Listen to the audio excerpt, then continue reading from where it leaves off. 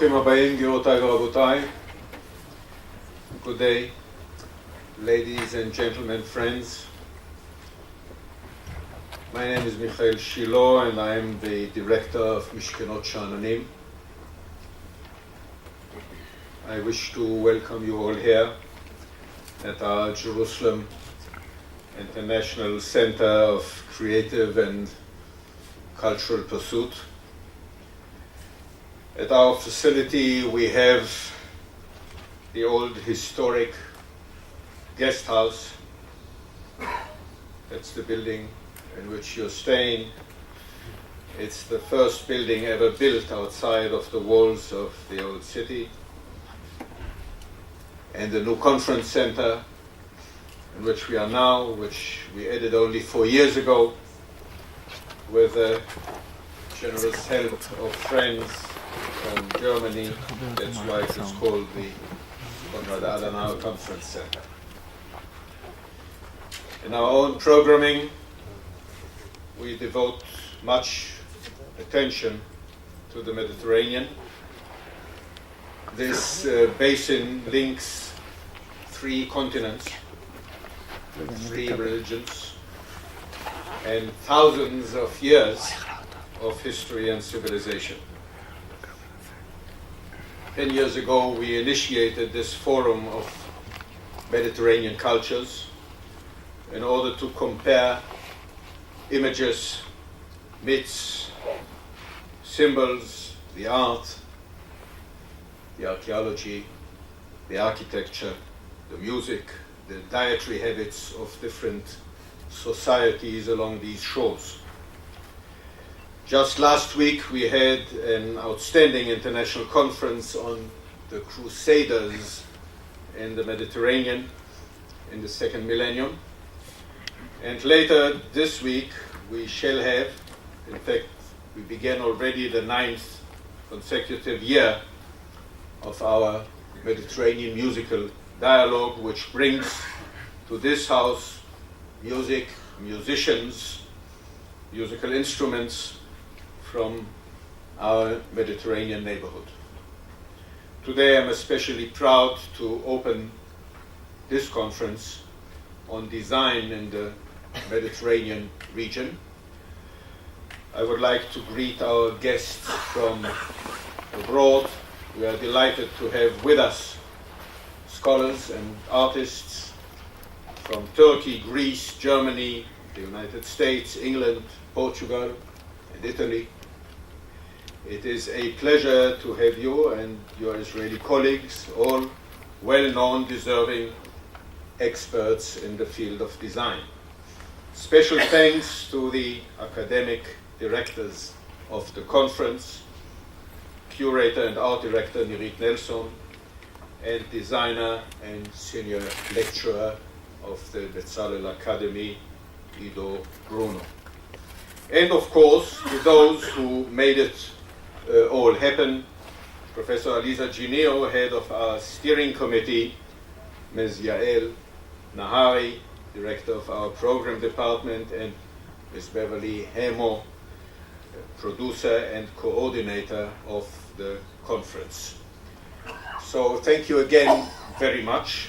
I hope we have all a wonderful conference, and I invite Nirit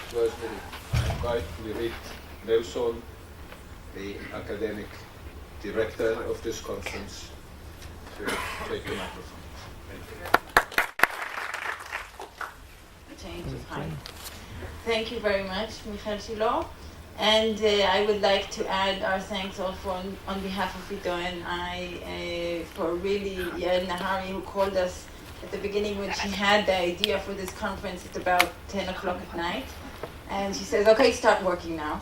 And Beverly, who worked really night and day, Beverly Hemo, who worked night and day to make this really happen.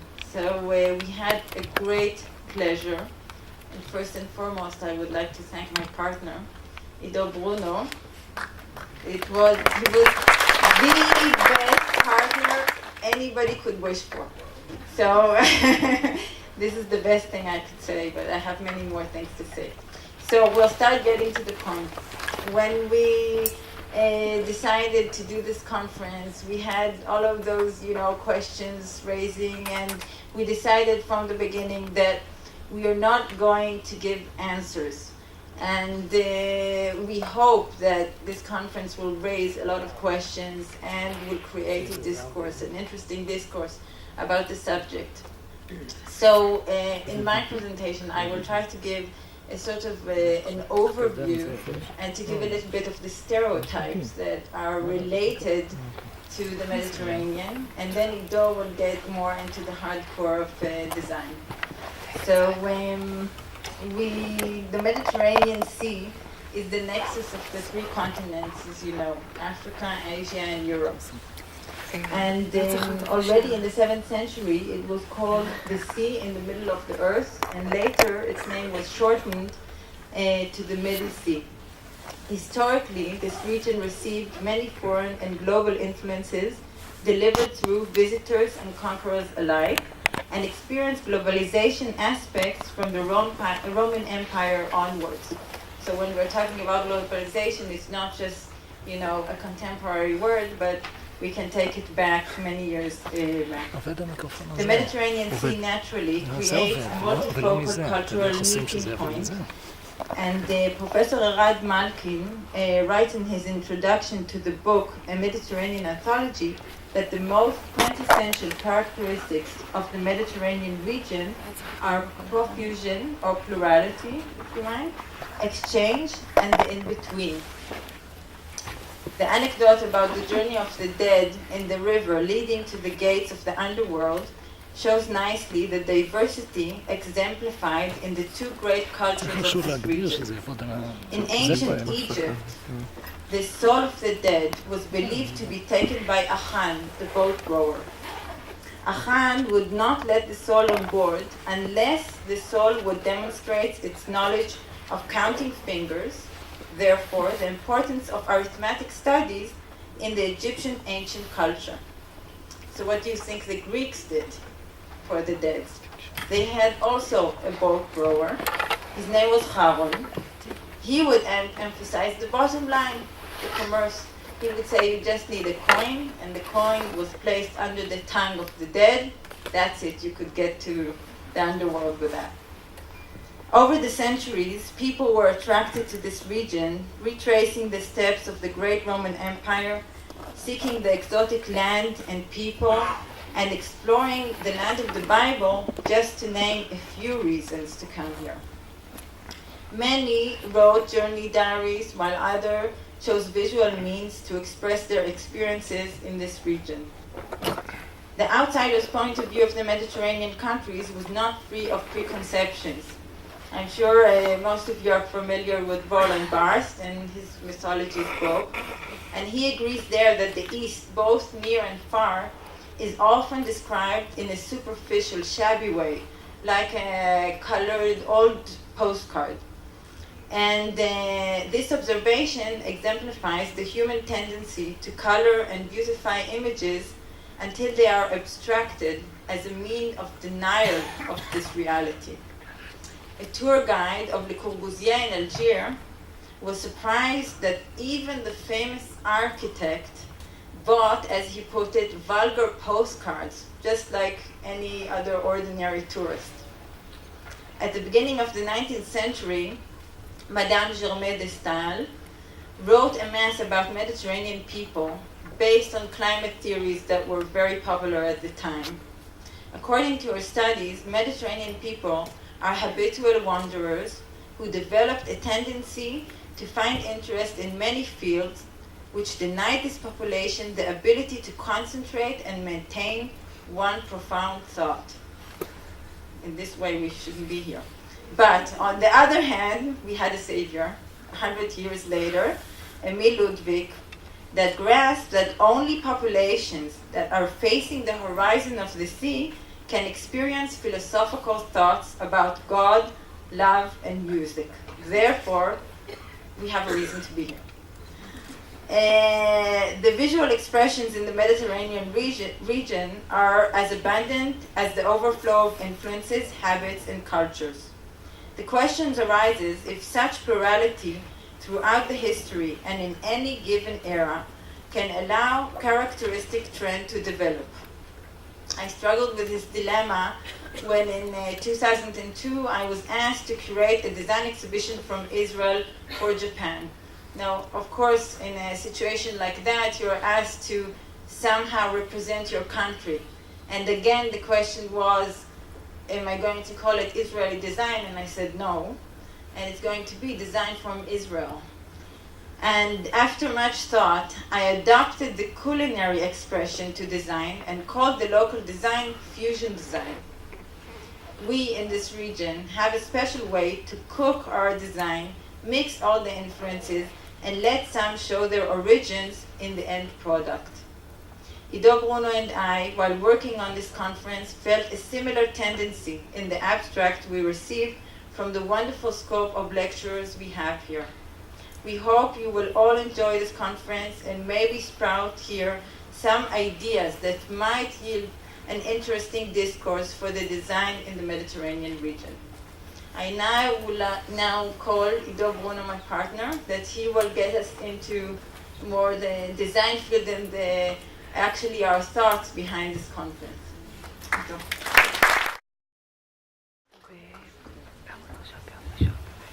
Hi, good afternoon. Difficult to reciprocate Mirit's word. You can only tell her that I was blushing there when she was complimenting me. Thank you. It was really a great pleasure. What's really nice is when you're preparing a conference like this, you get to interact with a lot of people. And I think this is all about people. So we will see. Okay. When people get together to discuss a subject, it is expected that the subject is a subject that can be defined, at least loosely or generally defined.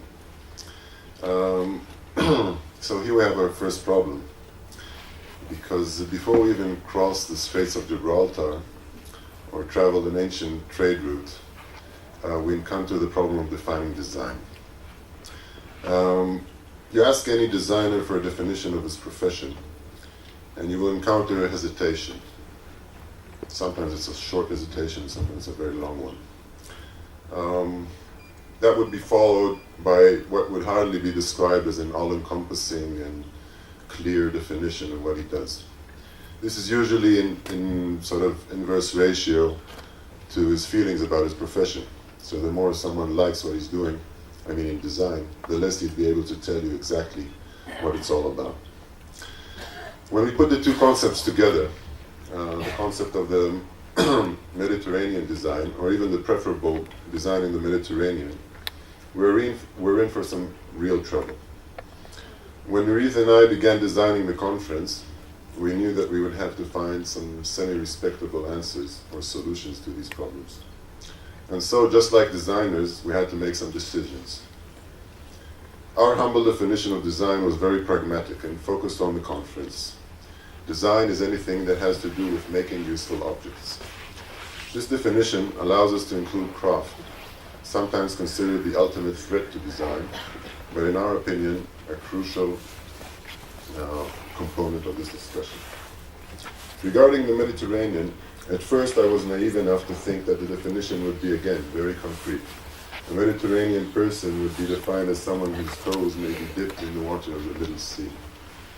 After reading Predrag Matvejevic, who some of you I hope are familiar with him, he writes about the Mediterranean a lot. His thought-provoking book, The Mediterranean Voyage, I am now convinced that the people of the Mediterranean may sometimes live in very faraway places. In a sense, this is similar to the tomato, or tomato in English, American, a relative newcomer from South America, which is often viewed as a typical Mediterranean icon, or the Jerusalem artichoke, which we by now know is neither from Jerusalem nor an artichoke. Now we're back to people. As I was saying, it's about people. Regarding people, I would like to admit, this is a confession here, what is so far the greatest failure of this conference. When Nurit and I set out on this adventure, we agreed that we must use this opportunity to bring as many lecturers as possible from Arab-speaking countries of the Mediterranean, including, of course, Palestinians and Arab Israelis. I've always been troubled by the low or non-existent representation of Arab and Muslim culture in the cultural discourse of the Mediterranean region. During the relatively short time we had to seek the lectures, we had some thought-provoking and emotional exchange of words and letters with some very fine people, Palestinians as well as people from the southern and eastern part of the Mediterranean. Eventually, for a wide array of reasons and excuses, with the exception of designer Silva Adjemian, who you'll be hearing tomorrow, none are here with us today. About a month ago, I traveled to Genova, Italy, to attend the Medesign conference and exhibition. I was surprised to learn that the Italian organizers encountered a surprisingly similar experience regarding design schools and lecturers from North African and Middle Eastern countries. As an Israeli, I expected the political situation to affect the ability or willingness of people to come to Jerusalem. But why Italy? Then a couple of weeks ago, after we published the schedule for this conference, I received a letter from a Greek design historian where she introduced herself and her work. And after some exchange of information, I learned that the Greek design community, especially the Greek design schools, show a similar tendency for self-inflicted isolation. So here we have a third problem. How do we speak about Mediterranean design when a large part of this region's people are not heard or seen? Why do we have to bring Matteo Chris, and Matteo will forgive me for this, I hope, all the way from Germany to discuss artifacts that are here all around us? And actually there's some good reasons why I have to bring them. But the question is, I think, is a true question. So in this conference, we're basically looking at questions. Many questions on many levels with very little anticipation of receiving simple or fully satisfying answers. In what may or may not be considered a typical Mediterranean way of thought, I want to offer as a baseline for our two-day discussion some possible answers or even declarations which we may juggle and ponder upon while listening to our guests. So here we go. Mediterranean in design is about sitting low and looking far. It is about constant cultural exchange and crossbreeding. It is about pluralism, the ultimate mix and match. Mediterranean design is a beaten-to-death cliché. It's bullshit. It's an irrelevant subject. You laughing? Mediterranean design is an obsession with no external justification. It is about uncontrollable desire for romanticism. Mediterranean design is about the authenticity of the impure, the contaminated, the indefinable. Mediterranean design is a process, not an outcome. I want to finish with what Predrag Mativevich writes, one of the things he writes in his book. That's the way it goes. The people of the Mediterranean ask all the important questions at a very young age and answer them childishly, even when they're fully grown up. So let us see if we can be childish enough to represent the people of the Mediterranean. Thank you very much.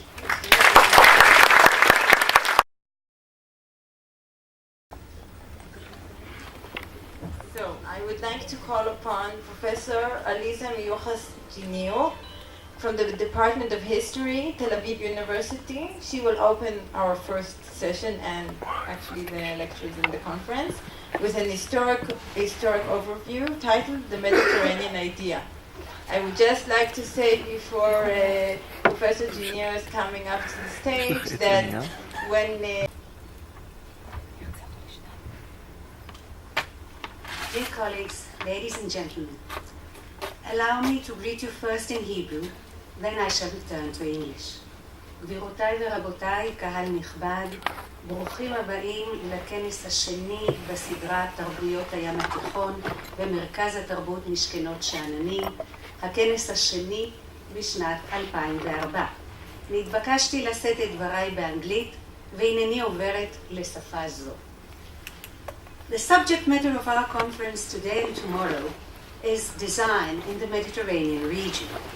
We shall try and find out, is it a fantasy, history, obsession, or fiction? Our first step should therefore be to explore the Mediterranean idea. Is it a fantasy, history, obsession, or fiction? I think the Mediterranean idea has something of each. It is a fantasy. It has a sound historical background.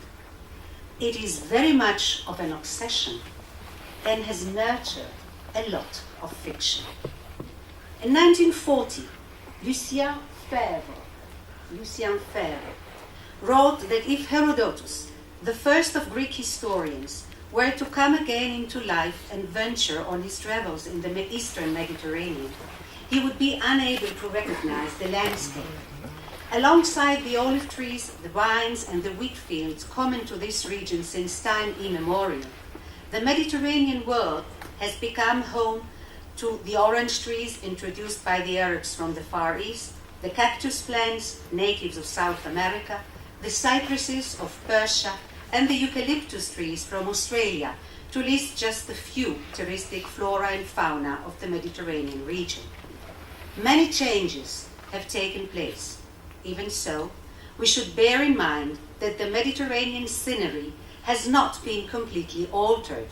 The olive trees, the vines, and the wheat fields would still be there, on the shores of the Mediterranean, side by side with the oranges, the cactuses, the cypresses, and the eucalyptus trees, all together forming one colorful image of sun and sea, of mountains and bays, of groves and swamps, of rocks and winds, of bustling cities and peaceful sleeping villages.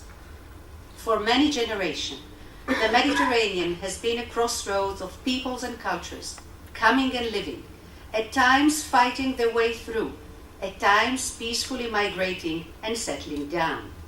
We have become used to conceive of the Mediterranean world as one entity, manifesting continuity and unity next to change and variation.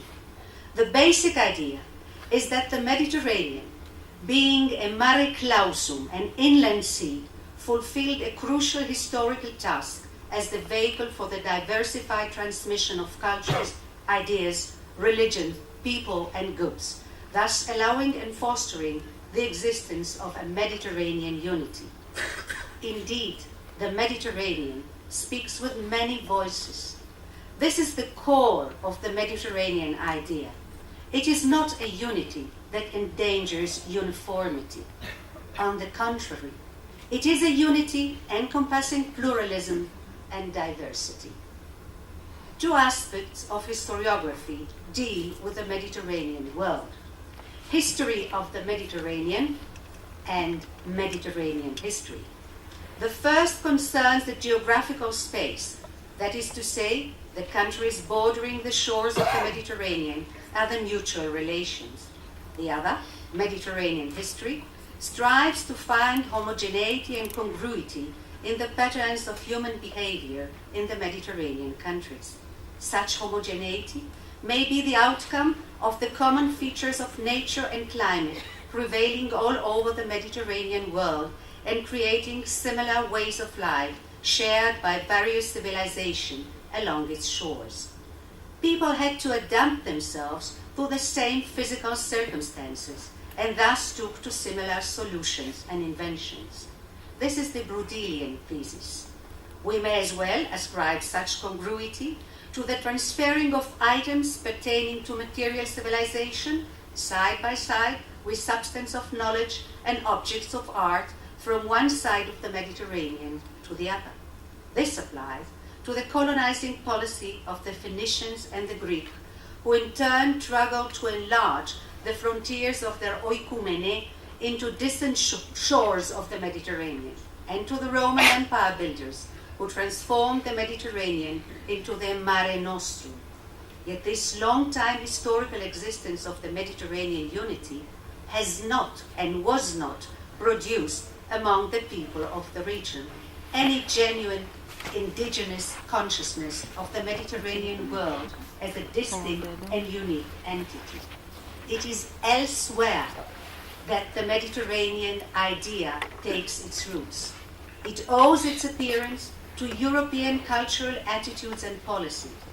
Let me cite Fernand Braudel's memorable opening line of his opus magnum, La Méditerranée et le monde méditerranéen à l'époque de Philippe II. J'ai passionnément aimé la Méditerranée, sans doute parce que venu du Nord, comme tant d'autres, après tant d'autres. It was only later on, after the Mediterranean idea had already set up its place in the annals of European literature and history, that it was sometimes adopted by people of the region and made to suit their individual frame of mind, historical yearnings and expectations, together with their respective national imagery.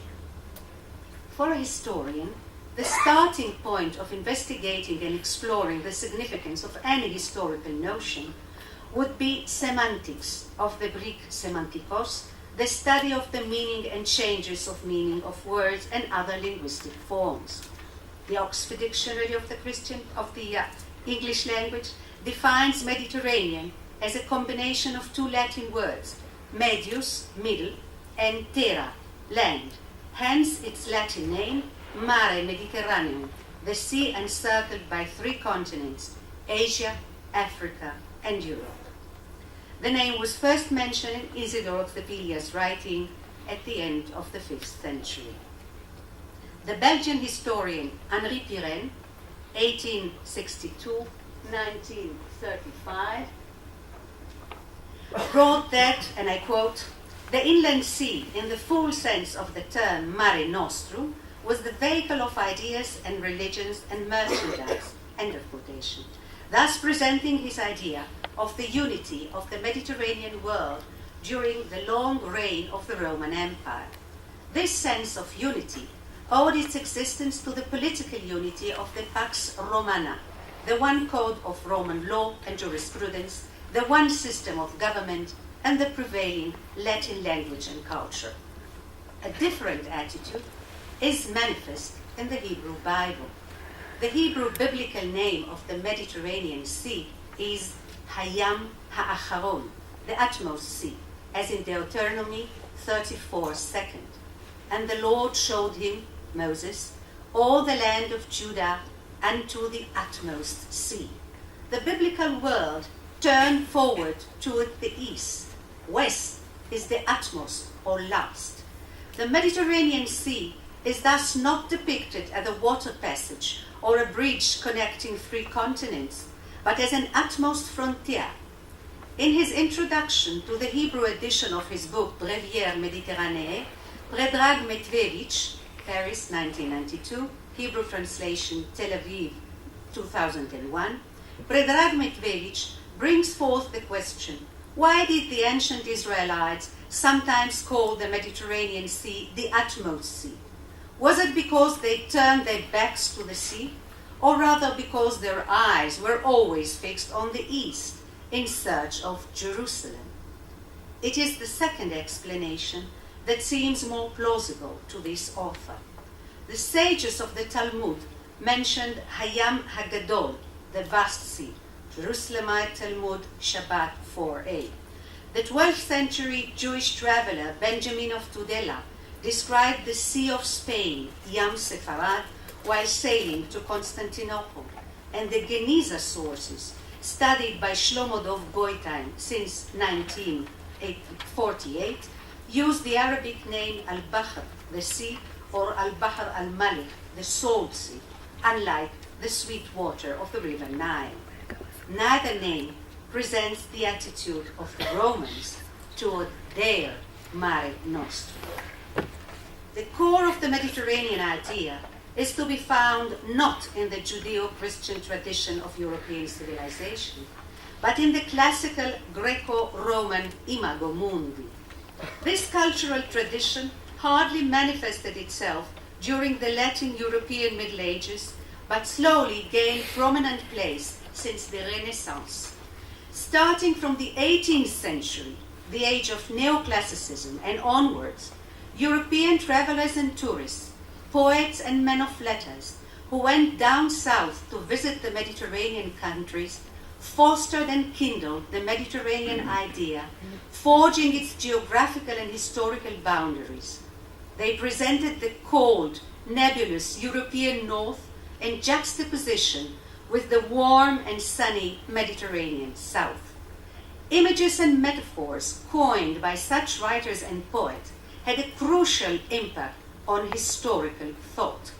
Writers such as Madame de Staël, Chateaubriand, and Lamartine invented the journey to the Orient style, current in the French literature of their time. Considering these writers' involvement in the political circles of their time, their influence was evident. German men of letters took the same route to the Mediterranean as did many English gentlemen on the fashionable Grand Tour. Johann Wolfgang von Goethe, who traveled to Italy in 1786, 1787, and again in 1788, was yearning for Das Land, wo die Zitronen blühen. When those men of letters spoke of the Mediterranean, they had in mind, first of all, the Greco-Roman world, yet neither they nor their followers confined themselves to the classical world alone. Soon they were thinking of the Levant and of other inhabitants of the Mediterranean world, the Jews, the Arabs, and the Turks. Let me cite just one example, the French painter Eugène Delacroix. Many of those observers were patronizingly contemplating the spreading of culture and values of the European Enlightenment, no less than instituting the commercial ascendancy and the political domination of their respective countries. Insofar as the Mediterranean idea is concerned, literature preceded history. Yet the latter was soon to follow suit. Considering the works of historians like Henri Pirel, Shlomo Dov Goitain, and Fernand Braudel, we should bear in mind that the cultural ambiance they grew into more or less at the same time, all were European, educated in the spirit of the late 19th century. The Mediterranean idea was part and parcel of that spirit. The core of the Pirel thesis is that the breakdown of the unity of the Mediterranean world caused by the advent and conquest of Islam initiated the formation of new cultural and social economic regrouping, Latinate Europe. After the collapse of the Roman Empire in the West, Christianity and the Christian Church came to be the representatives of the Roman heritage. The conquering barbarians, striving to imitate Roman tradition and ways of life, converted to Christianity. In the eyes of Christian believers, the city of Rome, although lost to her former imperial splendor, continued to be the capitals of the Orbis Christiana. Medieval Christian missionary campaigns joined forces with the momentum of colonization and brought forth the integration of Europe, transplanting the Christian Roman heritage from its birthplace in the Mediterranean world to the geopolitical space centered between the Loire and the Rhine River. Europe emerged, not the mythological Phoenician princess kidnapped by Zeus, but a new geographical, cultural, political, and social entity that came into being. The term Europeensis first appeared in the chronicle of the monastery of Moissac in the Toulouse region, telling the story of Christian victory over the Muslims at Poitiers in the year 732. The collapse of Mediterranean unity was to decide the fate of Europe for many centuries to come. Looking at a map of the 8th century Carolingian Empire, we may discern the boundaries of the modern founder state that initiated the contemporary European Union: France, Germany, Holland, Belgium, Luxembourg, and Italy. The Mediterranean Sea is therefore a cornerstone of the Pirel thesis. All the same, Pirel did not write a Mediterranean history and was barely engaged in the history of the Mediterranean. He regarded the Mediterranean as a kind of instrument or a tool serving to explain the history of Latinate Europe. Of no less importance than his innovative emphasis on economic and social history is Piren's deviation from the traditional European-centered approach to history. This tradition placed Europe at the center of the world, umbilicus mundi, and built world history around and in relation to European history. Piren deviated from the mainstream of European history writing by presenting the advent of Islam and its conquest as a first-rate course concerning not only the world of Islam, but regarding the history of Latinate Europe as well. This approach to the role of Islam in European history at a time 700 years prior to the emergence of the Ottoman Empire was new in Europe history writing of Piren's time and place. According to Piren, the Middle Ages constitute the epoch when the Mediterranean unity ceased to exist. The Mediterranean world desisted to be the unified, organic, cultural, political, and economic entity that it used to be during the reign of the Roman Empire. It became divided in two. Most of its shores were under Muslim rule and few under Christian domination. The unity of the Mediterranean world was crushed. The Mediterranean Sea was no longer a Roman or a Christian inland sea. Instead of one common world culture, there existed two distinct rival entities, the world of the cross and the world of the crescent. The same Christian Latinate Europe was the homeland of generations of pilgrims, crusaders, travelers, diplomats, and men of letters who went down south to the Mediterranean looking for classical heritage and pagan joy of life. The Piren thesis was met with severe criticism by historians who disagreed with the idea and the evidence offered by its author. All the same, it stimulated an important and edifying debate and brought the Mediterranean idea into the annals of history. The position taken by Shlomo Dov Goitein was utterly different from the one exposed by Henri Piren. Goitein wrote, and I quote, "Despite the many frontiers and the frequent wars, people and goods, books and ideas traveled freely from one end of the Mediterranean to the other." End of quotation. Notwithstanding the breaking down of the Mediterranean political unity, a historical fact that cannot be ignored, there continued to exist in the Mediterranean world an economic and cultural unity. A current exchange of commerce was taking place, at least till the end of the 13th century, when invaders from the distant land of Central Asia violently altered the world order of the Mediterranean. Goitein's Mediterranean was divided into three: the Levant, Egypt, and Muslim land of southwestern Asia; the Maghreb, Morocco, Algeria, Tunisia, Libya, and Spain; and Rome, Byzantium, and Western Europe. At time, Goitein included the hinterland of Mesopotamia and Iran in his concept of the Mediterranean world. It was mostly a Muslim sea. The Jewish communities portrayed by Goitein were, and I quote, "Jewish communities of the Arab world," end of quote. The term Mediterranean does appear in the title of Goitein's Opus Magnum, but we have to bear in mind that it was a Mediterranean society he wrote about, one out of many. Shlomo Dov Goitein spent over 30 years in Israel. He arrived here in 1923 and was a professor at the Hebrew University of Jerusalem since 1928.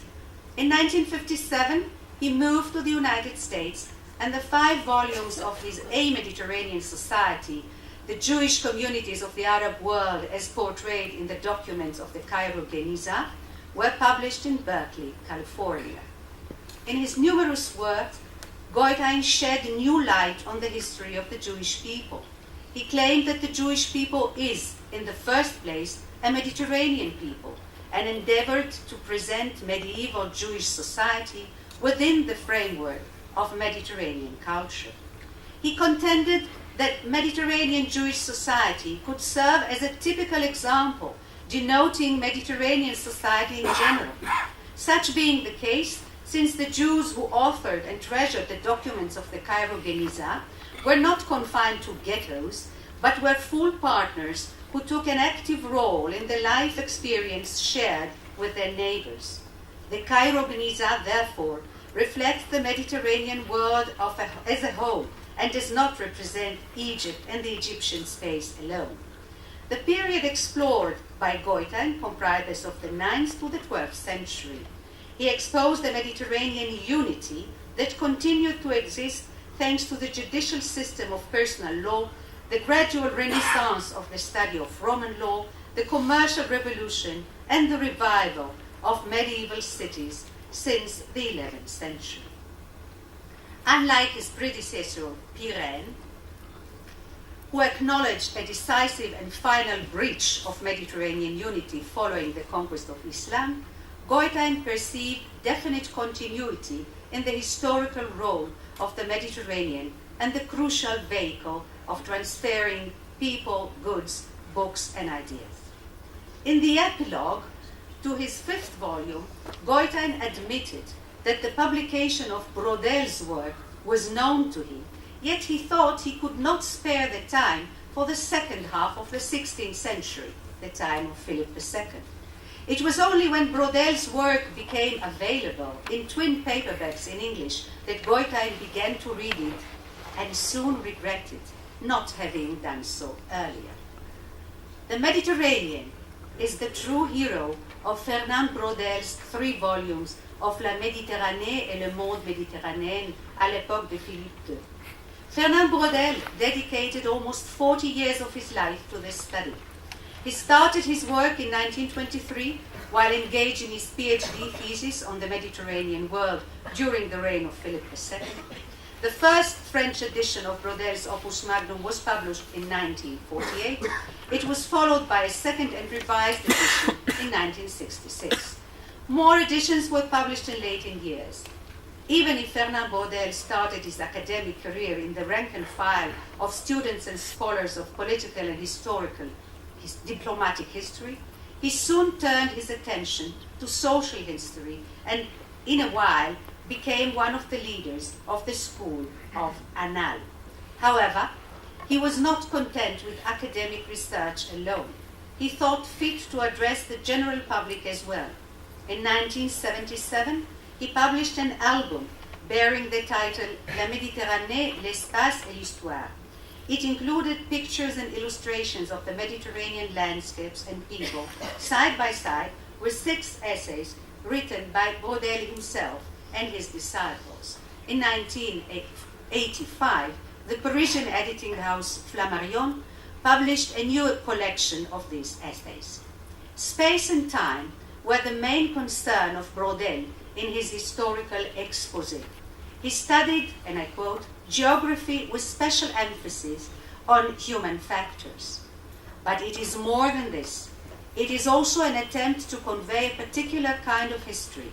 Brodel regarded the Mediterranean space as a superstructure, combining together subordinate regional, social, and cultural structures. The Mediterranean superstructure is located in a global pattern and keeps interrelations with other superstructures such as Northwestern European and Middle Eastern. The Mediterranean superstructure is defined, first of all, by geographical boundaries, deserts in the east and south, the Atlantic Ocean in the west, and an array of rivers in the north. Brodel perceived several divisions of the Mediterranean world according to its topography, and I quote, "The Mediterranean has at least 2 faces. In the first face, it is composed of a series of compact mountainous peninsulas interrupted by vital plains. Italy, the Balkan Peninsula, Asia Minor, North Africa, the Iberian Peninsula. Second, between these miniature continents lie the vast, complicated and fragmented stretches of sea, for the Mediterranean is not so much a single entity as a complex of seas." End of quotation. At the same time, the Mediterranean is characterized by the coexistence of social groups that, notwithstanding their distant political, cultural, and religious convictions, are all inspired by the spirit of the Mediterranean world. These social groups maintain an array of interrelations. Although all are integrated into the total Mediterranean world, each and every one keeps its special features. The geographical divisions became the homelands of historical civilization, at times confronting each other, such as the Muslim world and the Christian world of the Middle Ages, or the Ottoman Empire and the European kingdoms of the modern era. Let us recall that the former civilizations were studied by Pirenne and by Goldheim in their respective works. The Mediterranean world is thus a complicated system, allowing for unity and pluralism at the same time. Brodel claimed that similar conditions of climate and geography existing throughout the Mediterranean space produce in the long run one and the same impact on human life in the civilization that emerged and flourished on the shores of this landlocked sea. This Brodelian observation echoes the Hellenistic and medieval notions of climate circumstances and their influence on human existence. But it is not the natural environment alone that engenders medieval unity. Historical processes such as migration, invasion, colonization, and pilgrimage contributed to the propagation of common memories, of myth, of culture, and of commercial exchange. All these factors in turn contributed to the formation of the Mediterranean unity. Thus far, I have mentioned the three founding fathers of the Mediterranean idea in history. Let me briefly mention the works of Orden and Purcell, The Corrupting Sea, and of Nahum Slush, the Hebrew work called Sefer Hayam, Kibush Hayamim, published in Hebrew in 1948. Conclusion. Indeed, the Mediterranean idea was not conceived by inhabitants of the Mediterranean region. However, we should bear in mind that every now and then it could be accepted by certain groups in some Mediterranean countries and constructed to form part of their heritage and convictions. Such a process occurs in Israel since the 70s of the 20th century. We witness a definite social tendency to adopt what is termed a Mediterranean identity. On the one hand, this tendency may be an outcome of a will to decline the Oriental identity shared by Israelis whose families originated in the Middle Eastern countries. On the other hand, it may be the result of a contrasting motivation prevailing in some Israeli social circles to alienate themselves from any European identity. Israeli society has been undergoing through a period of strict melting pot social ideology.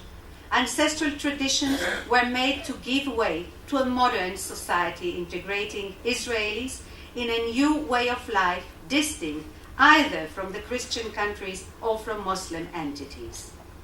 These groups differ from one another in their approach to history, to law, and to modern life. One example is the relationship between state and religion. Many Western societies, tracing their roots to Latinate Europe and its historical and cultural dependencies, instituted a constitutional separation between state and church. In most of the Muslim countries, such division has not taken place. We, Mediterranean people, should study and investigate the history and culture of the Mediterranean world so that we may conceive and embrace the Mediterranean idea not according to traditional stereotypes, but on the basis of a solid corpus of knowledge and acknowledgement. Israeli society, taking its origin, Call upon Mr. Matteo Chris, an art historian and sociologist. He's the head of the Vitra Design Museum in Berlin. His topic will be Living Under the Crescent Moon, who is following his traveling exhibition under the same name. And please.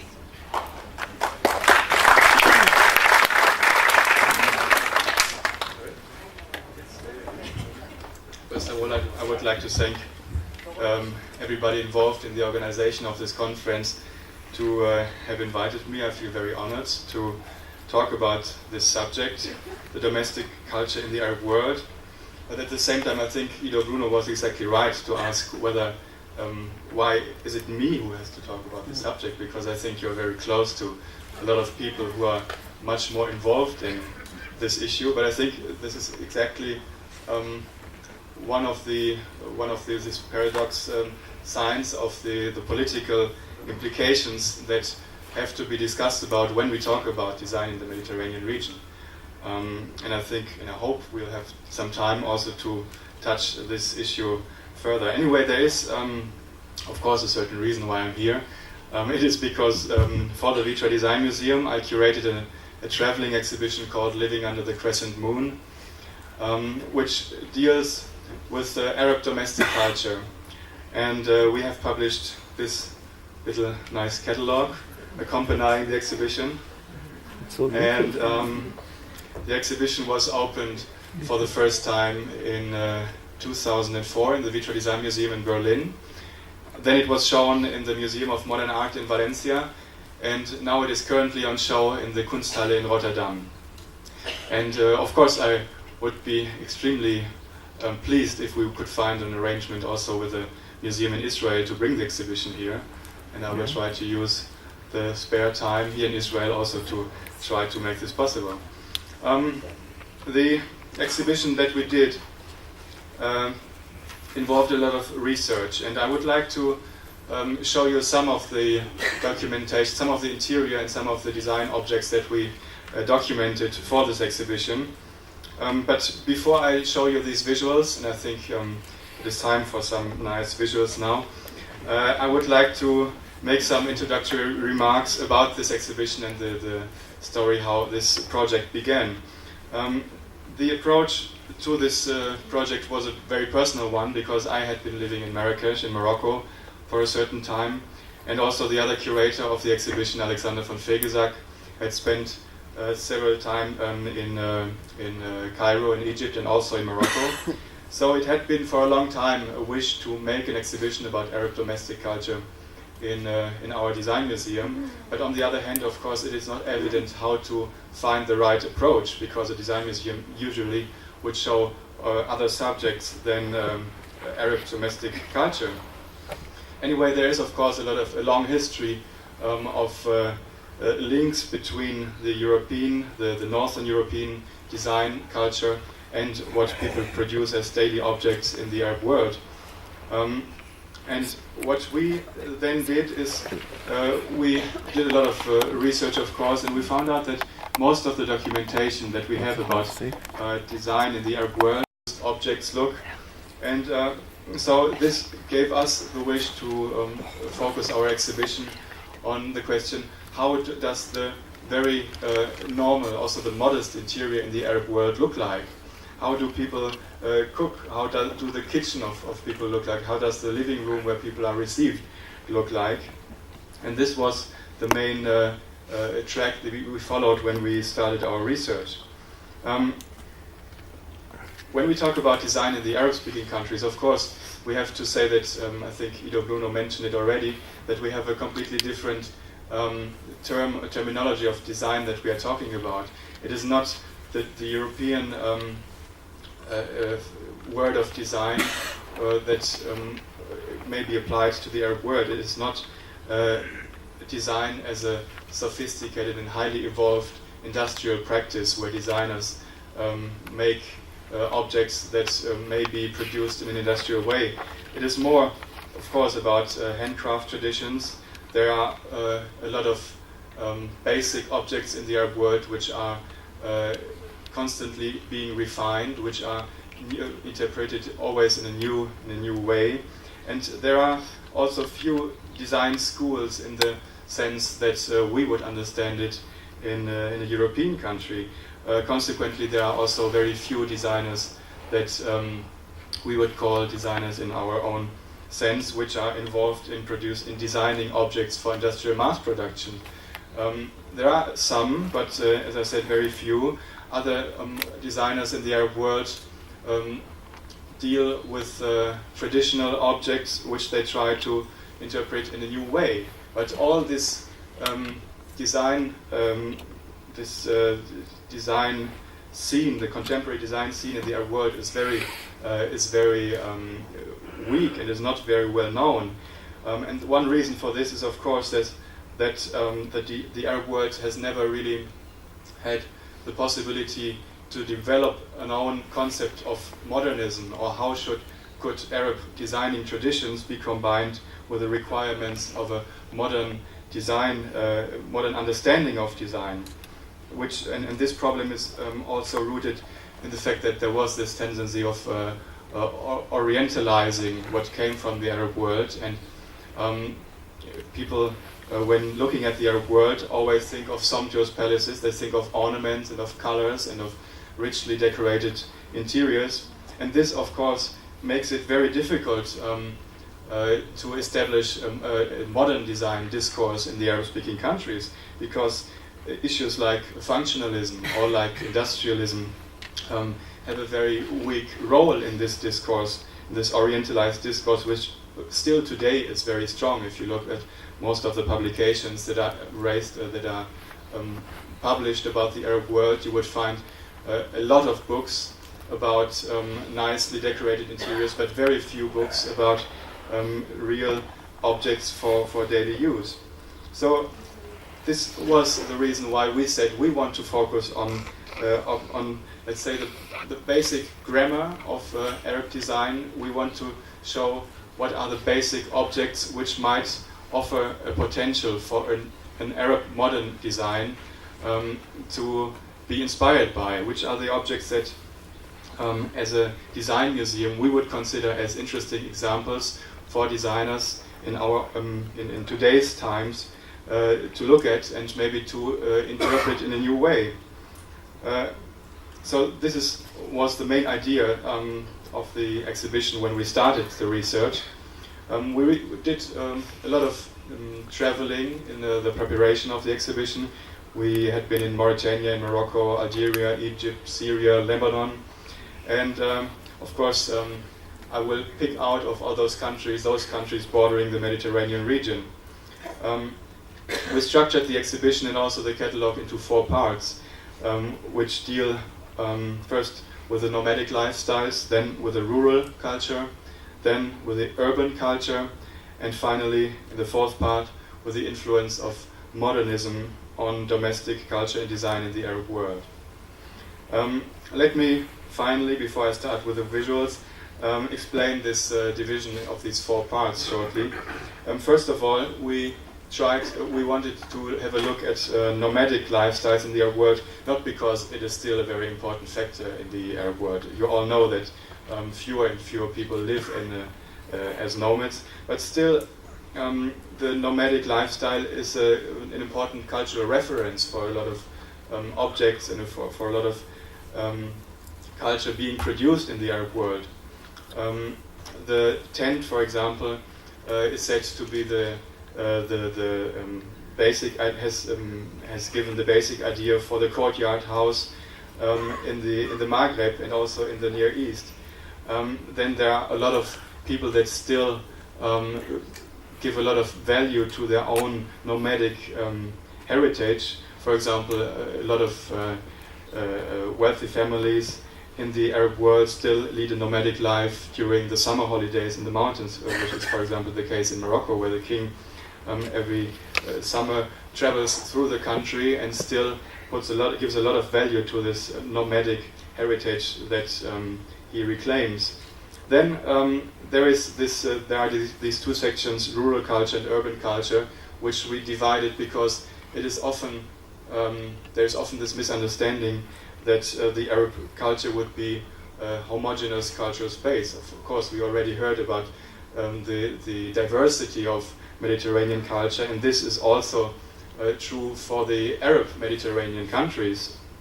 There are certain similarities, which we will see when we look at the visuals, but there is also a very strong geographical and cultural diversity, and the main line of division is between rural culture and between urban culture. Rural culture has never been so strongly influenced by the classical understanding of Islam coming from the Arab Peninsula as the urban culture was, and so we find in the urban culture a lot of similarities between designed objects that you would find in Cairo and in Damascus and in Fez, whereas you would not find these similarities between rural culture from Morocco or from Egypt or from Syria. We'll see that later in the examples that I show. And finally, I will end my presentation with some visuals dealing with the modern influences on design in the Arab world. So I think now it is time to see some pictures. Well, we could have seen this before.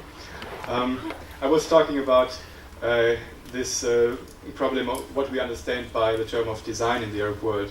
We see a lot of shops, as you see here on an example from Damascus, where you find objects that, of course, are not really what we would understand by design. They are neither designed by trained designers, trained in the way that they would be trained in more industrial countries. There is a lot of, you would say, kitsch when you go on the streets. And so the question is, what could be examples that where a modern discourse about modern design could start with? Okay. I start, according to the exhibition concept, with some examples from the nomadic regions we documented. First of all, we have this nomadic tent, which is, of course, a very interesting example of a transportable architecture, of a mobile architecture that a lot of architects have dealt with. We can look at, for example, the German architect Frei Otto, who has been working a lot on this architecture of the nomad tent in the Arab world. And we have a lot of different ways of building tents. This, for example, is the nomad tent from the Moroccan Middle Atlas, or the High Atlas Mountains, which is today nearly completely disappearing. Then we have this kind of tent, which is more common in Mauritania, which is a tent with a peak pole, whereas the Moroccan tent has this bow, this round bow. Do you say bow? I don't know. This round roof.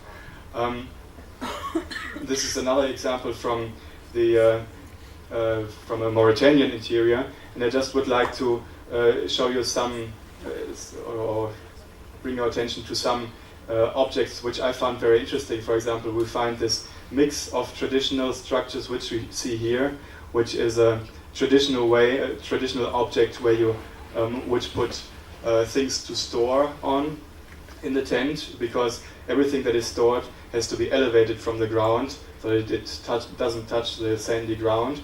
But on the other hand, it has become a status symbol to have a Samsonite plastic object. So this mix of in vernacular interiors of modern objects and traditional objects is very common. Already this structure is produced in a very contemporary way. It is no longer the wooden structure, but it is probably wrapped with decorative plastic belts. And also this tent is no longer the black tent as it was used, or the black cover which was used in former times in Mauritania, but it is a cotton tent, which sometimes is even where the cotton is even produced not in that region but somewhere else, and then it is decorated with a lot of colorful textiles which come from, of course, which show much African influences. And this is, of course, also an example from another nomadic tent from the Sahara, which is used more in the south, in southern Algeria, also in Niger and Mali, a Tuareg tent, which again has a completely different structure from what we saw before. And I think all these tents are architecturally, these tents are very interesting.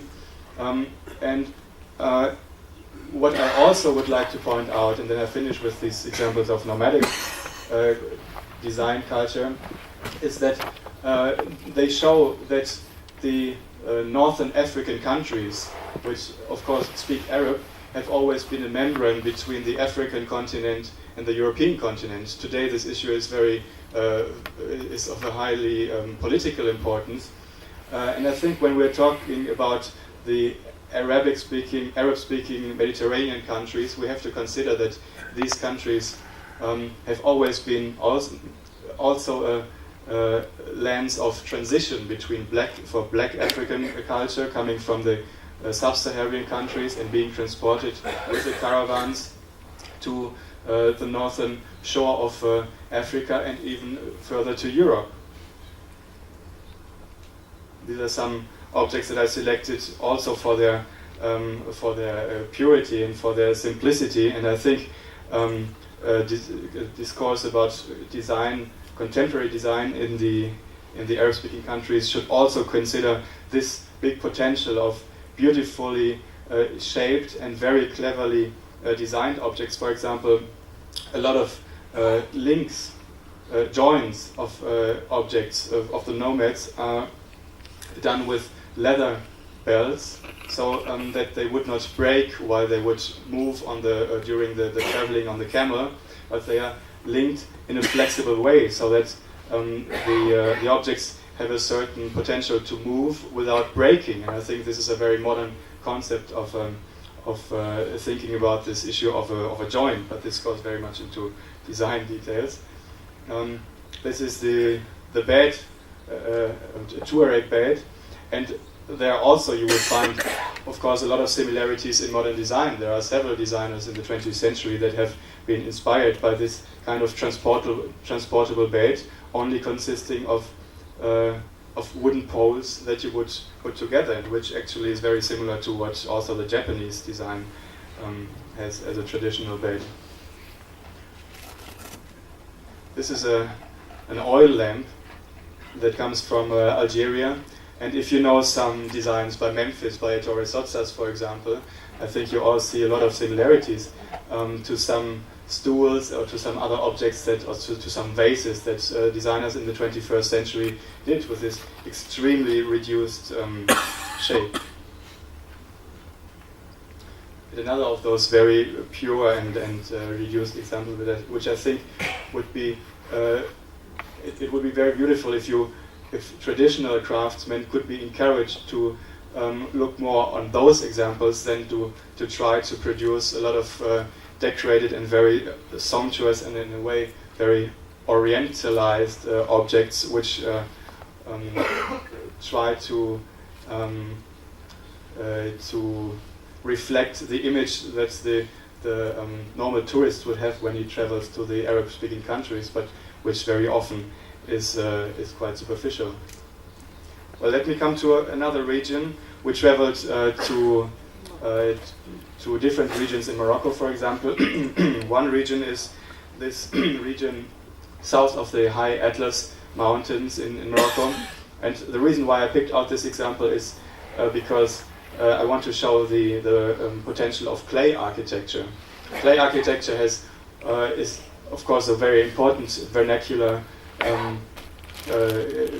form of architecture, which has been revived by some architects. For example, the Egyptian Hassan Fatih is the most popular architect in the Arab world, who tried to readapt the potential of clay architecture for modern ways of building.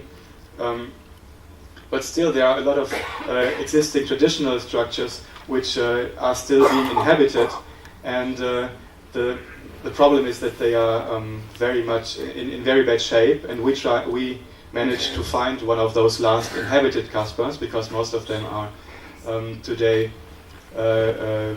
being only open for tourists. We found this Kasbah of Tiflit in southern Morocco, which is, as I said, one of those which are still inhabited. And this is the door of this Kasbah, which is an absolutely rare example of a still existing door, which with this beautiful woodwork. Most of all these doors have been robbed by dealers and have been sold, and are today, of course, in collections all over the world. So dealing with design and trying to keep some of the big potentials of design, for example in Morocco, would have to consider this problem of that a lot of those very good examples of traditional crafts are simply sold out, and thus cannot be transmitted from one generation to the other, and the whole knowledge how to produce such a door will get lost. This is another example of a wooden door which shows very clearly also the influence of African symbolism. This is an interior of this Kasbah of Tiflis, which also shows some of the traditional ornamentation, rural ornamentation, which I found very interesting because it's very archaic and very simple. And finally, this was the living room of this Kasbah that we documented, and also this ceiling of the living room is really an absolute exception, because most of these ceilings also have been demounted and have been sold in shops, and very often you can buy single panels of those ceilings. So few of these ceilings are still existing in that completeness. And if you see how these rooms are inhabited, we have to say that this is a very wealthy family. The interior looks very simple, but still it is a quite wealthy family. But of course, for them it is very difficult to keep this testimonial of a very sophisticated and very refined interior. Financially, it is nearly impossible to keep this, so probably in 5 or 10 years this will all have disappeared. Another important region in Morocco, design-wise, is north of the High Atlas Mountains, in the Ait Bougmez Valley, where we also went and filmed and photographed a lot of houses. Here we find a very interesting tradition of decorating by painting the interior of living rooms, of reception rooms. To be very short, we find that ceilings very often tend to imitate either the ceiling how they would look in urban houses in Morocco, and they would also imitate ceilings or structures which are completely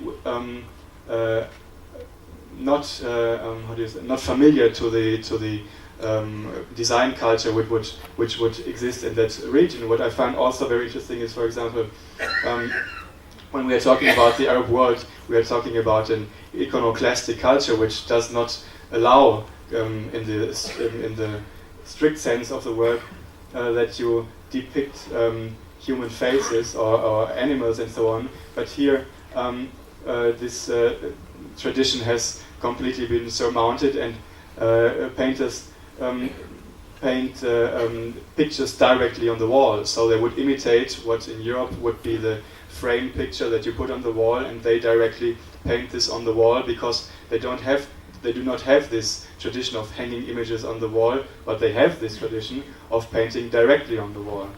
So a whole very interesting study could be made only about this room, because you see all kinds of imitations which are mixed in this room. But we'll have some other examples. Also here we see that everything you see is painted directly on the wall, and we have this incredible mix of colors of rose, yellow, blue and green. You would find this blue and green very often because it tends to keep away flies, but in this color scheme I think it is very extraordinary and also very modern. If you know for example, the Mexican architect Luis Barragan, you might find some similarities, and especially, well, this is again a very interesting example because it is completely imitating by painting what the ceiling of an urban palace would look like, but this urban ceiling would be carved, and this is all painting what the urban craftsman would carve out of wood. This again is a very nice ceiling which is more traditional in the sense that you find these typical designs that would be used in urban woodwork or pottery, but again integrated in a very urban way of decorating a ceiling with all these linear decorations. And I was talking of Luis Barragan. I think this is too a very striking example of the use of color in Morocco. And another thing which should be considered when talking about traditional design in the Arab countries is the strong sense of the display of objects.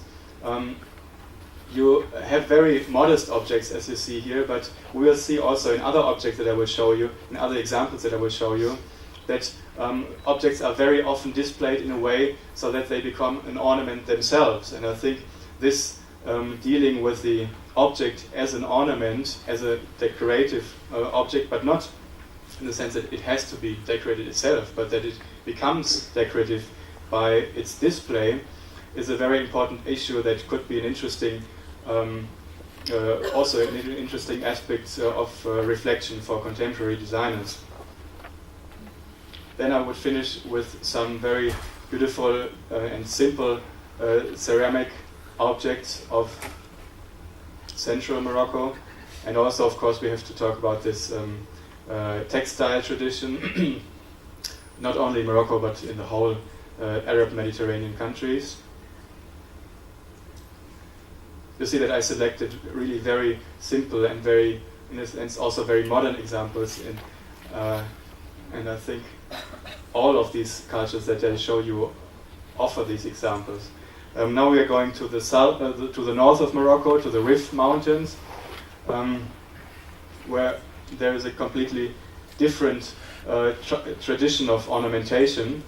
But also here, you find this sense and this mix of displayed objects and the interior itself, and the same symbols and ornaments that you would find on objects reappear on the built-in architecture, and for me this is also a very striking and very modern-looking image. This is a couscous bowl, which is a traditional instrument to cook couscous. Of course, nobody does it any longer with this way, but formally I think it is a very interesting object. And also this one, with this very simple decoration, is a very is an example where a discourse about modern pottery in such a region could start. But of course, for the moment, this is not the case, and the case is that most of the things that you would find for sales are poorly imitating traditional decorations and not looking for the potential that maybe a contemporary designer would look at and would be more interested in. Here again, now we are in Tunisia and we are in a troglodyte dwelling. We see again, I've chosen this image because of the display of objects, where you see that it's a very modest house, but still the way of dealing with objects and of representing objects shows a very big refinement, or a very good sense of the quality and of the richness of objects. Then another example is coming from Egypt, from the Nubian region. Also there you find a very interesting tradition of vernacular traditional design. Again, display of objects. Oh, this was very quick. So this is this example from the Nubian region that we found. And another example that I would like to show you is not very far. Well, actually it's I think it's some hours drive, if it would be possible.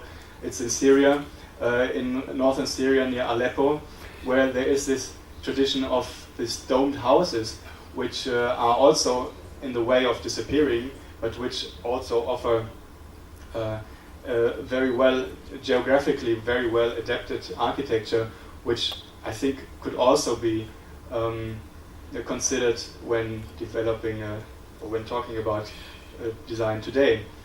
Several of these dome houses form a unity, or form the family house. In one of these houses would be the kitchen, in others would be a storage for grains. And this would be an interior of these houses, where you see that the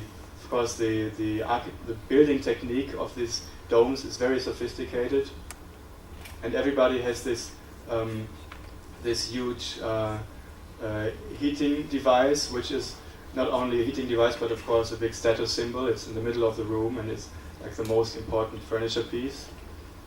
And again, you have this, even in very modest families, a very well-developed sense of caring for objects and of displaying them. Another type of architecture, vernacular architecture from Syria, is this one. It's these typical square houses with the ornaments on the facade, like this one, which I think is also a very strikingly modern way of decorating, of building houses. And the interior of such a house would look like this, again with the coffee pots on the shelf. And here, of course, too, we have a lot of important design traditions, be it in the textile architecture, in the textile design, but also in the design of ceramics or wooden objects. And also here we find, of course, nomadic traditions which offer the same richness of design culture. This is an example from a Syrian tent where you see this sense of decorating textile walls with these floral motifs. Again, it's a very funny play on this motif of the flower, which you may not have in real, but at least you have it on the wall of your tent. Also here we see some of these beautifully decorated textiles under a tent. And again, I was talking about the design-wise interesting objects. We have this mortar that of course you also find those objects in the bazaars of Jerusalem, but rarely you see that they are executed in a good way. This is a wedding bag where this is, well, okay. I was talking about why do I show all this to you?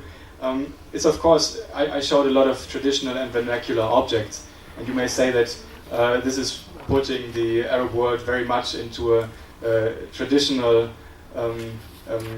corner and might neglect that there is also contemporary design existing, but in fact there is very few, and the attempt is still going on, the search is still going on, how to develop an own modern identity, which is on the one hand modern, but at the same time rooted in traditions of the Arab-speaking countries themselves. And just to end, I would like to resume some of the attempts that have been made to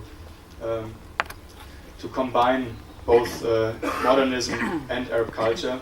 In the 30s and 40s and 50s, there have been these exportations of European modernism to the Arab-speaking countries, which pretended to look at to be based on traditional patterns, but of course there were mainly reinterpretations of Corbusian architecture, for example, and you have of course a lot of those examples in Tel Aviv too. This is an example from Casablanca, near Casablanca. There have been then in the further development of this modernism in the Arab countries some attempts to include traditional patterns in this modern architecture. For example, in this is the interior of this futuristic-looking villa. So you see how very often we cannot talk about that there has been a synthesis. This is not a synthesis if you have this facade and this interior. I think it's more it's more illustrating the somehow schizophrenic situation of being modern to the outside and being wrapped by the traditional and decorated interior. But I find it a very striking example for this. The same, but maybe I think more in another way successful example is this villa from Lebanon, where you would combine the traditional courtyard house of the Arab world with a modern villa. And how do you do this? You do this by a James Bond-like roof, which looks very traditional, but in fact it can be opened, and then you sit in the traditional courtyard where the light falls in. So for me it was a very funny way of combining tradition and modernism. And also this is a funny example because it comes from a Knoll catalog in the 1960s, where traditional, or let's say now a pseudo-traditional interior is combined with those tulip chairs by Eero Saarinen. These are all examples from the 1960s, and after the end of the colonial period, of course, this search for an own Arab modernism went on, but still today there are not a lot of successes have been made. If we look at the design education, there is still very few design schools in the Arab Mediterranean countries. But still, I would like to conclude with the thesis that there are, and I have shown you some of the examples, there are so many objects where a modern design discourse in the Arab world could start from. Even from these 14th century objects, the facade of Jean Nouvel's Institut du Monde Arabe in Paris is directly inspired by these ornaments. So for me, I strongly insist on the fact that when talking about contemporary design in the Arab-speaking countries, we should not divide so much the tradition from the contemporary discourse, but really try to link both. And this is another object which I found impressive for its purity, and of course the very classical teapot, which I found here in a very simple way, non-decorated way, and then it looks really very beautifully modern. So let me conclude with some thoughts about the similarities. I said, I already mentioned it during showing the pictures, that of course there are some similarities, like the space, that the domestic space that you saw is very often furnished in a way that it is multifunctional. You don't have the division of spaces like we would have it in the traditional European house. In an Arab vernacular house, we have more 2 or 3 rooms which are always furnished in a way that you would bring in the furniture that you just need, be it for serving tea or for eating or for sleeping, and then bringing it out again. So this is a very interesting concept. I don't propose that everybody should live in that way, but to consider this notion of a space that can be used in a multifunctional way is a very modern thing that in Europe has only been discovered in the 20th century. Then you have these courtyard houses which offer a type of dwelling which is very well adapted to the climatic and geographical situations in the Arab countries. Of course, you have this importance of ornaments and colors, which are just being rediscovered by modern architecture in the Western world, and the Arab countries offer a huge potential also in this sense. So I think there also could be a reconsideration of the use of ornaments and colors, not in an orientalizing way, but in a way to link them to the modern architectural or design discourse.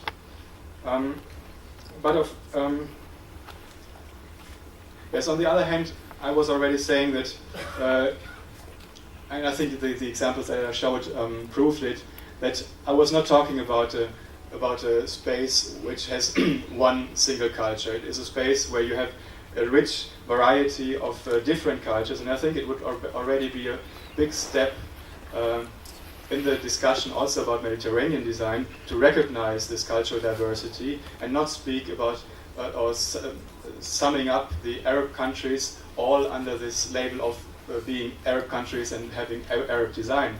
They have some similarities, but on the other hand, they have this huge variety which would have to be studied much more in depth. And this is exactly what we wanted to show with our exhibition, that there has to be done much more closer studies on this region. A lot of work has to be done in the field of design education. I think this is also proved by the fact that we have very few guests of the Arab world here during the conference. And well, this is what we wanted to reach with our own exhibition, Living Under the Crescent Moon. We wanted to establish, to link two discourses which are generally existing very independently. It is the discourse about contemporary design, and there is this beautiful, nice, oriental design world, but which still is not really linked to the design discourse. And with this exhibition, being as a design museum, we wanted to bring those two discourses together. And I think this is also why I like this topic of this conference, because this conference could reach exactly the same issue, to bring the Arab countries, the Arab Mediterranean countries, in a completely new context of discussion. So not to look at them as being all Arab, but to contextualize them within the Mediterranean region would also mean to open the discussion about the Arab contemporary design. And so I'm looking very much forward to many interesting discussions about this topic, and I thank again very much. Thank you again to the organizers of the conference for this beautiful idea. Thank you.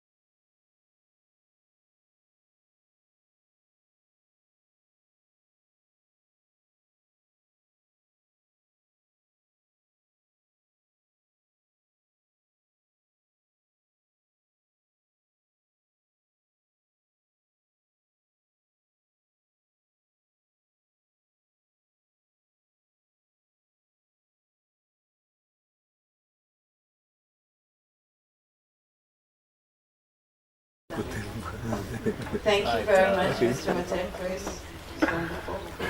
And I would like to call upon Professor Tevfik Badioglu, Dean of the Faculty of Arts and Design, Izmir University of Economics. He will talk about contemporary designs from Turkey. Please. I'm here in this country, and I'm very pleased to be here. And obviously, helping us. Do you hear me? It's obviously helping us, helping me personally to understand the changing situation of the world, as well as the changing situation of the world of design. In that sense, the first two speakers very, I think, nicely set the agenda of today.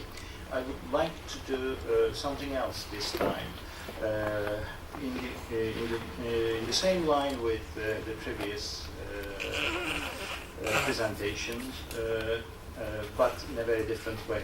I will be showing the recent designs from Turkey.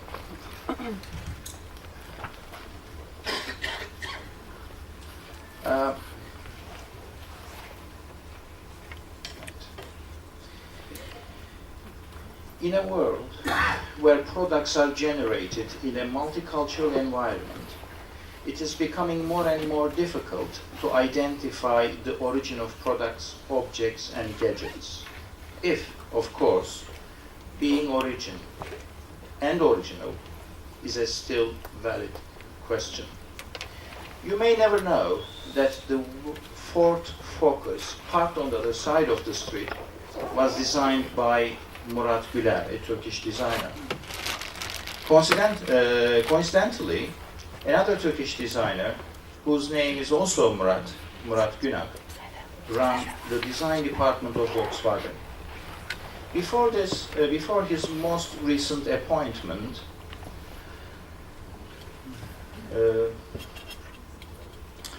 It's very disturbing, this microphone. Sorry, I'm not accustomed to talk to microphone like that. I'm not being able to see what I'm reading. I'll try to find the right position. Right, okay. Please forgive me. Yes, before his most recent appointment to this important post, he was head of design at Peugeot in 1994, and later he moved in 1998 to become responsible for the design of Mercedes passenger cars. The tentacles of Turkish design products are reaching east and west gradually and steadily, in many cases without any visible sign. Spielberg's Minority Report, where Tom Cruise plays the main character, features futuristic office design benefiting from Ayşe Birsel's work for Knoll International. Oh. Right. Finally, this is not the only accidental involvement of Tom Cruise with Turkish design. When Sevil Peach Gence joined the inauguration party of the California Vitra showroom, I wonder whether Matteo was there at that time, that she designed, she happened to chat with that handsome man and was even photographed with him. At the time, she didn't know that this was Tom Cruise. Unfortunately, Sevil didn't provide me with this lovely photograph. She's very, very modest. So these are the designs by Ayşe Birsel, and you will easily remember the Minority Report.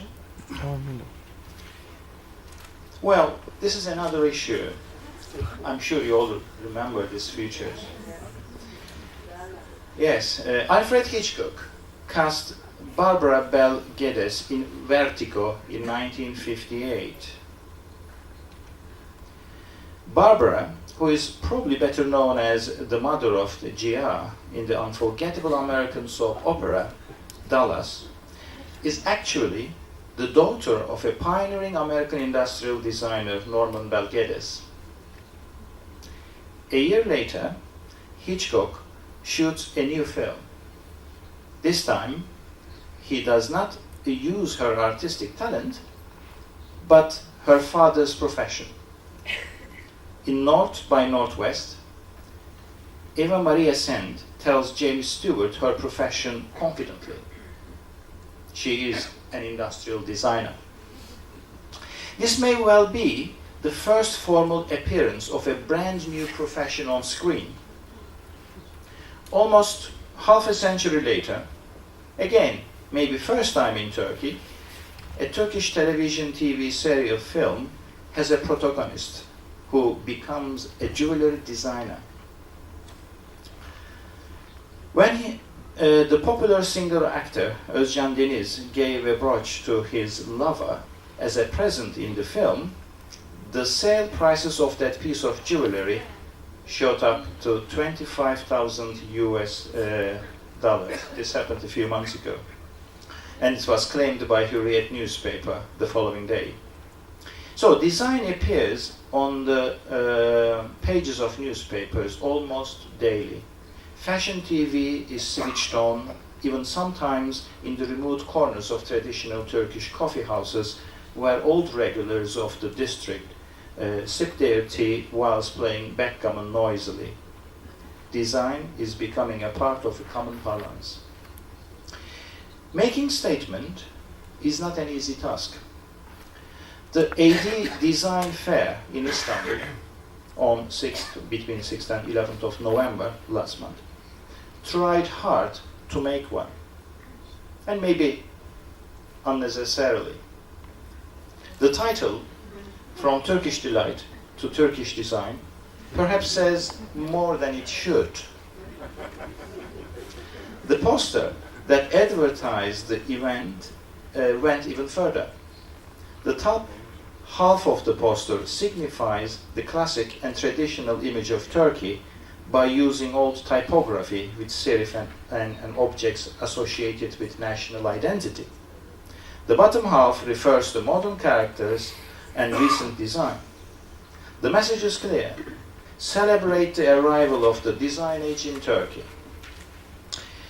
Substituting letters with design images is not new though. Hugh Aldersey Williams' book, World Design, had a cover with similar approach 12 years ago. I wonder whether the designer of the above poster is also making a surreptitious reference to this book and implying that Turkish design can be a challenging force in the world. Very quickly, the Design Museum in London displays Daphne Coe's fruit bowl produced by Alessi. International Design Yearbook 2004, edited by Tom Dixon, incorporates a few design items of furniture by Atelier Derin. Arçelik, a trade name of a refrigerator company, won the European Quality Prize in 2000 and this year as well. Westel, another company, has dominated the European TV sector in 2003 by selling more than 6 million units and attaining 19% of the market. Very recently, it was published in a Turkish newspaper that 59% of European televisions are coming from Turkey. 59%. Well, Beko, another refrigerator company, advertises that one Beko is sold every 2 seconds in 101 countries in the world. I wonder whether this is true or not, but this is their claim. Right.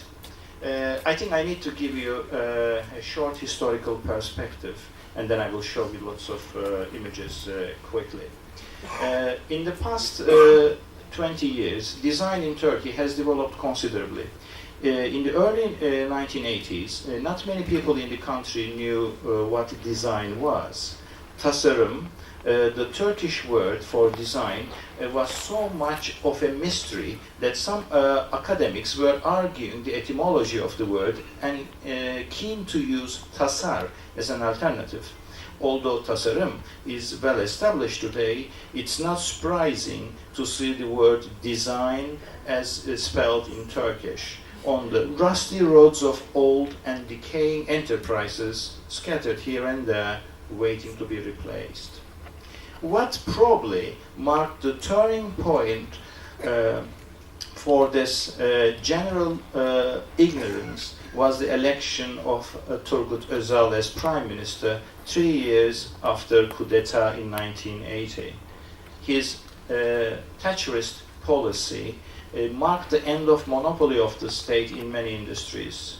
Sales of many state-owned corporations and application of regulations enhanced the market economy and introduced the bitter, sweet taste of consumerism. Turning the corner was the motto of the era. At the same time, Özal's government opened the borders of Turkey wider than ever to the unfamiliar territory of globalization. Of course, doing business on foreign soil is not an easy task. New ideas, strategies, originality, and novelty are as important as the quality of products and services offered.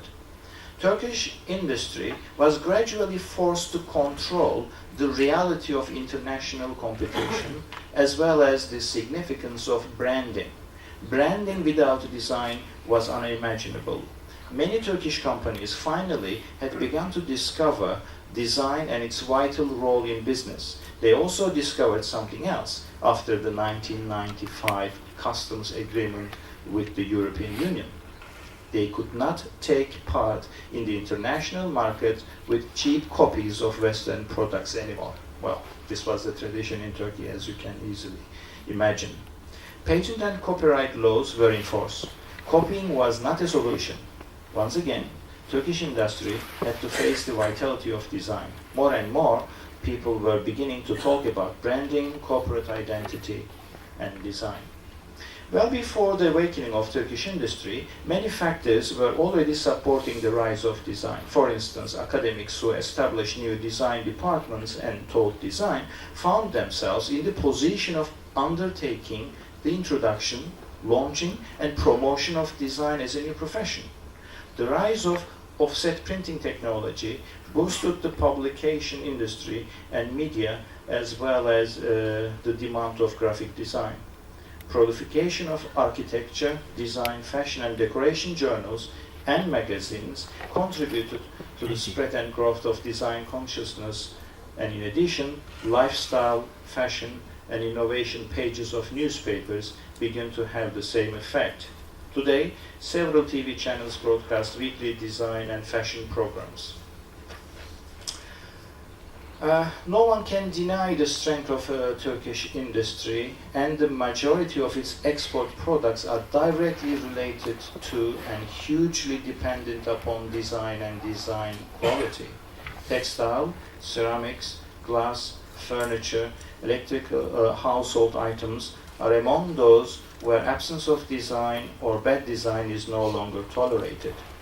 The net result is a situation in the last 2 decades in Turkey where the social, economic, and technological conditions have developed sufficiently to support the rise of local design, perhaps an authentic one.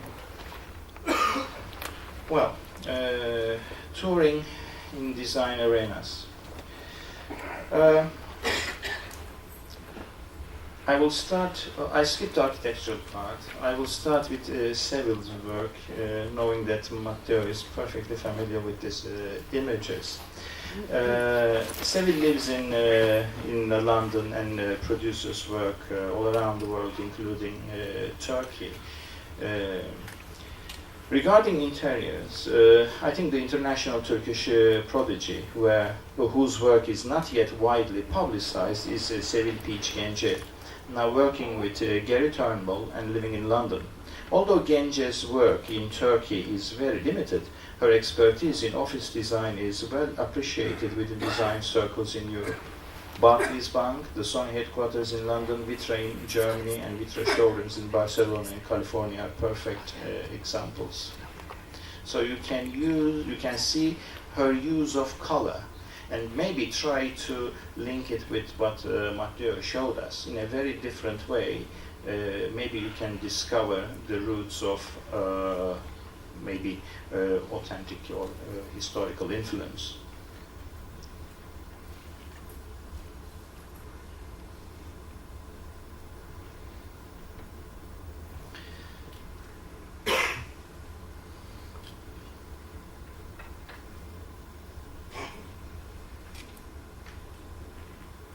Color seems an essential part of it. Purity, use of white, cleanness, clearness, and also sharp contrast.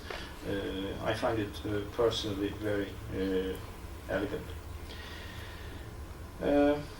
Now,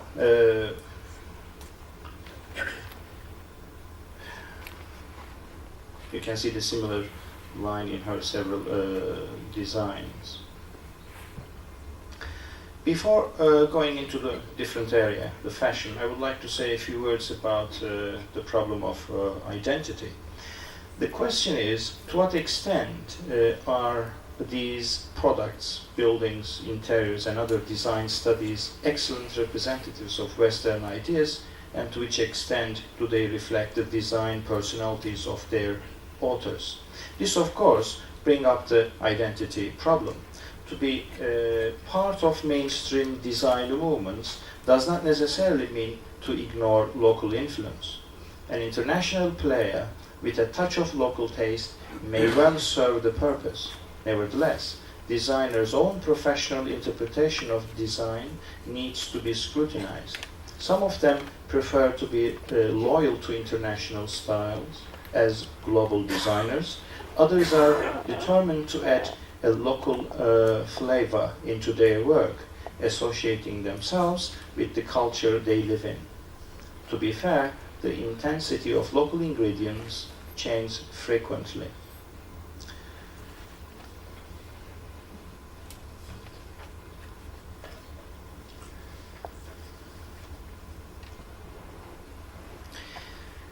From tradition to trade, the fashion business, the textile and ready-to-wear industry have been one of the great strengths of Turkey. However, they are now under threat of inexpensive Chinese products, which are expected to become abundant, especially once China enters the world market in 2005. These changing circumstances are compelling Turkey to gain mileage in another related area to keep its crucial industries going. Fashion design and branding are hot issues, and millions of dollars are invested in these fields in the hope of international market success. Today, DJ Kayak in Paris and Hüseyin Çağlayan and Bora Aksu in London, Atıl Kutoğlu in Vienna present their own fashion